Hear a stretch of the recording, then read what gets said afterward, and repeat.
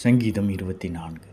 பூமியும் அதன் நிறைவும் உலகமும் அதில் உள்ள குடிகளும் கர்த்தருடையது. அவரே அதை கடல்களுக்கு மேலாக அஸ்திபாரப்படுத்தி அதை நதிகளுக்கு மேலாக ஸ்தாபித்தார். யார் கர்த்தருடைய பர்வதத்தில் ஏறுவான்? யார் அவருடைய பரிசுத்த ஸ்தலத்தில் நிலைத்திருப்பான்? கைகளில் சுத்தம் உள்ளவனும் இருதயத்தில் மாசில்லாதவனுமாயிருந்து தன் ஆத்துமாவை மாயைக்கு ஒப்புக்கொடாமலும் கபடாய் ஆணையிடாமலும் இருக்கிறவனே, அவன் கர்த்தரால் ஆசீர்வாதத்தையும் தன் இரட்சிப்பின் தேவனால் நீதியையும் பெறுவான். இதுவே அவரை தேடி விசாரித்து அவருடைய சமூகத்தை நாடுகிற யாக்கோபு என்னும் சந்ததி.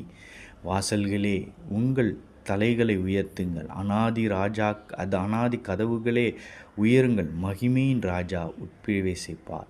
யார் இந்த மகிமையின் ராஜா? அவர் வல்லமையும் பராக்கிரமுமுள்ள கர்த்தர். அவர் யுத்தத்தில் பராக்கிரமுள்ள கர்த்தராமே.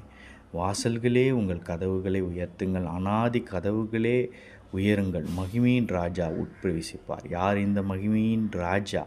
அவர் சேனைகளின் கர்த்தரானவர். அவரே மகிமையின் ராஜா. ஆமென்.